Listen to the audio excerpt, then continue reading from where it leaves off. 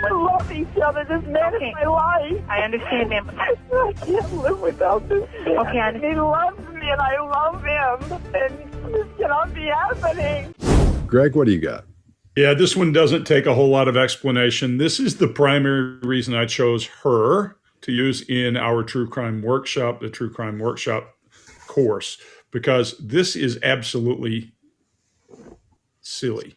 When I looked at it, I just went, that's not what people say. You may say, I love him, please help him. You don't go into, I love him, he loved me, his eyes were blue, he wore a long black jacket the first day I met him.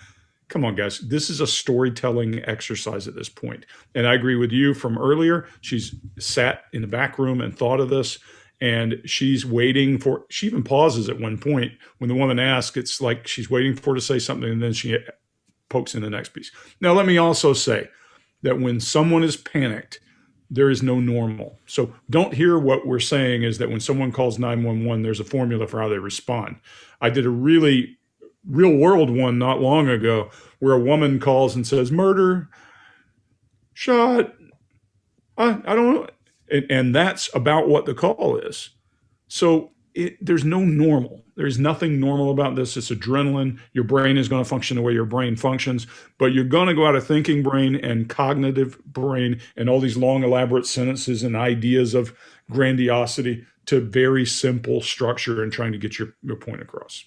And I'll leave this with, I usually say, the more complex the sentence structure is, the less likely it's true. And from there, I'll hand it to Mark. Yeah, so I think what happens here is we get a tragic love story. I think that's what's trying to be projected here is that the dispatcher, or in her view, the police, and maybe she does know very well that she's being recorded right now and this will get played back. But the narrative here is this is a tragic love story, and hopefully that will blind you as to what is obviously going on here. And I think also we get a sense from the dispatcher there that these are not the details the dispatcher is looking for, because the dispatcher's going, okay, ma'am, like, okay, could I have your address? I think she's probably looking for, like, what's your address? Can we get some people to you? This is not the information that you should be giving at this point that is expected. And it is beautifully tied up in a kind of a Romeo and Juliet story here. I'll leave it at that. Who have we got next, Scott? Yeah, I'll go. Mine's going to be super short. We're seeing hearing the same thing we heard before. Really fast, really confused sounding.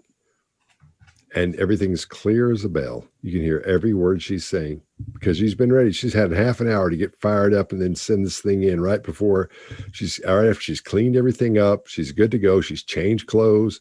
She's gotten into her gym clothes and she's good to go. So that's what we're hearing. And I think she probably added this on to the end.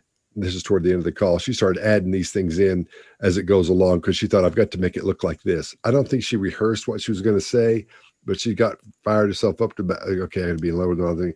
This is what I would say. This is what people say. She thinks this is what people say when they call 911. So that's what we're hearing. Really simple. Chase, what do you got? Aside from what everybody else has said, we're also seeing a continuance of the entire call is about what's happening to her. Not, I need help. It's, look at what's happening to me. And one more thing. Why isn't she worried about somebody else in the house?